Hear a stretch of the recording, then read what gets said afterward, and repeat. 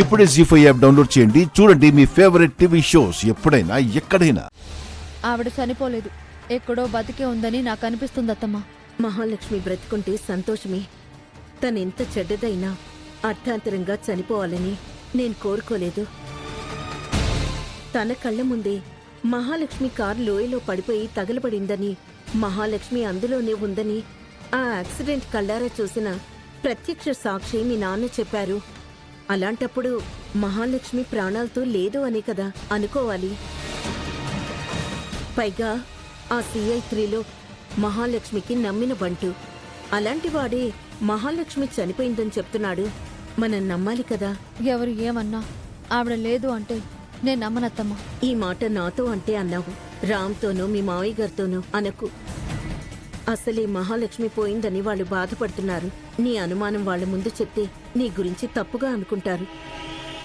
మహాలక్ష్మి చేయించిన యాక్సిడెంట్లో దేవుడి దయ వల్ల నేను ప్రాణాలతో బయటపడ్డాను. అలా మహాలక్ష్మి కూడా జరిగి ఎక్కడో ప్రాణాలతో ఉంటే సంతోషమే. అలా కాని పక్షంలో ఈ ఇంటిని, కుటుంబాన్ని చూసుకోవాల్సిన బాధ్యత నీ మీదుంది సీత. ప్రస్తుతానికి ఇది మాత్రమే ఆలోచించు.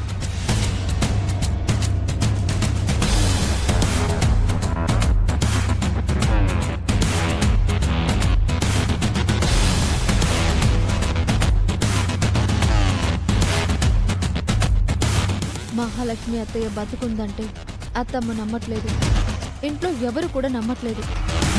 కానీ అత్తయ్య బ్రతిక ఉందని నా మనసు బలంగా చెప్తుంది. ఒకవేళ బ్రతికి ఉండుంటే ఎక్కడ ఉండుంటుంది?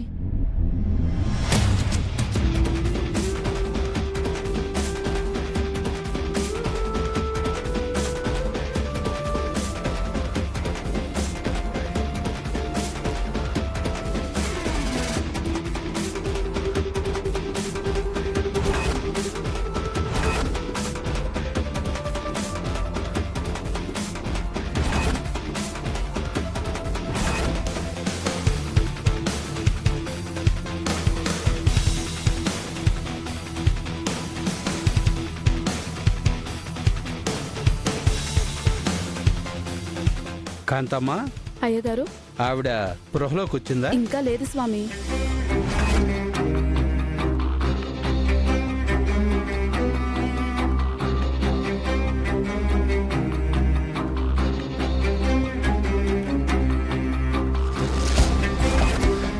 పాపం, ఎవరో పెద్దింటి ఆవిడలా ఉంది.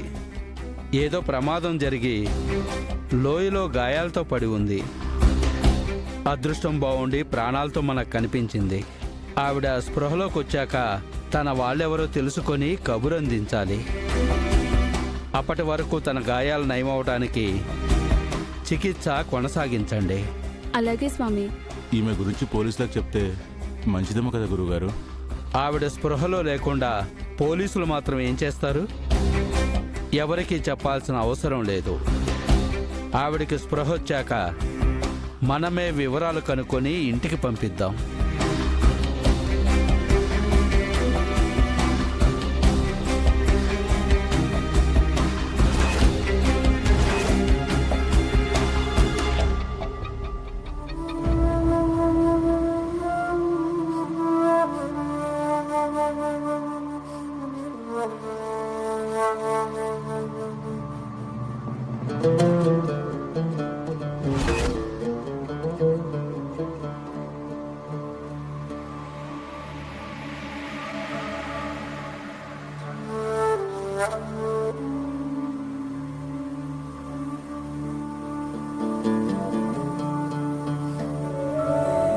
Welcome madam. Thank you. Attention everybody. ఈవిడ సుమతి గారు.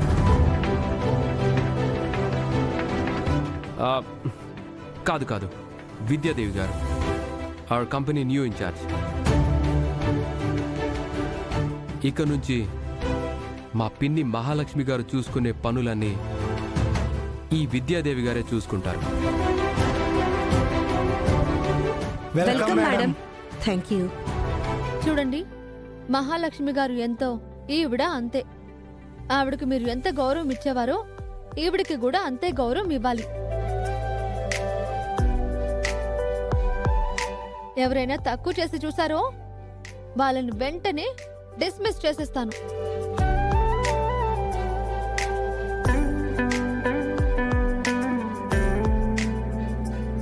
కంగారు పడకండి.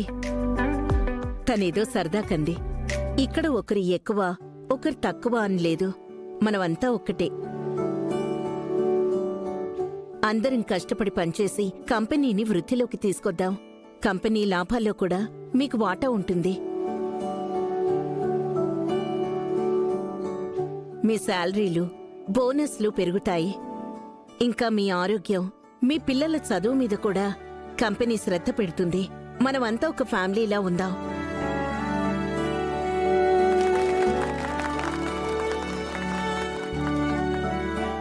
మీరు విద్యాదేవి గారని రామ్ సార్ చెప్పారు గాని మీలో మాకు మా సుమతి మేడం గారే కనిపిస్తున్నారు మేడం.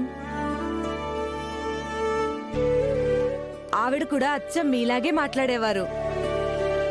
అవును మేడం, సుమతి మేడం గారు మమ్మల్ని కంపెనీ ఉద్యోగుల్లా కాకుండా కుటుంబ సభ్యుల్లా చూసేవారు. మీరు కూడా అదే మాట అంటున్నారు. చాలా సంతోషంగా ఉంది మేడం.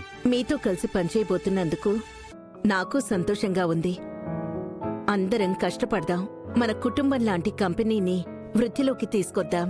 తప్పకుండా madam. Thank you madam. Sita చెప్పినట్లు నిజంగా ఈవిడిలో ఏదో శక్తి ఉంది. ఆఫీస్కి వచ్చి రాగానే అందరికీ మా అమ్మని గుర్తు చేసింది.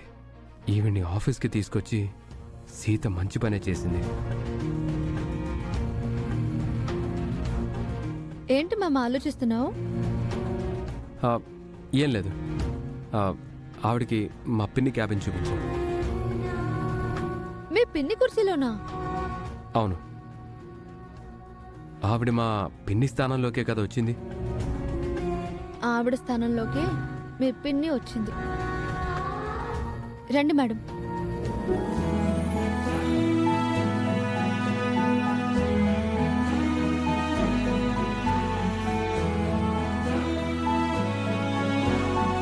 రండి మేడం. ఇది మీ క్యాబిన్, ఇది మీ కుర్చీ. కూర్చోండి.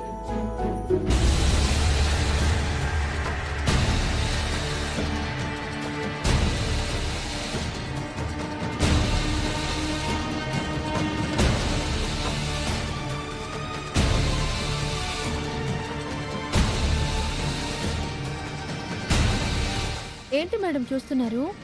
ఇంతకు ముందు ఈ స్థానం మహాలక్ష్మి అత్తయ్యది, అంతకు ముందు సుమతి అత్తమ్మది, అంటే మీది. మీ స్థానం మళ్ళీ మీకు తిరిగి వచ్చింది.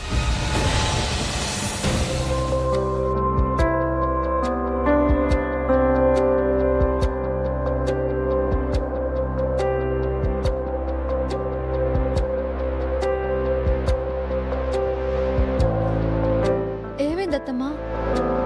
ఎందుక కన్నీళ్ళు? ఇవి కన్నీళ్లు కావే, ఆనంద బాష్పాలు.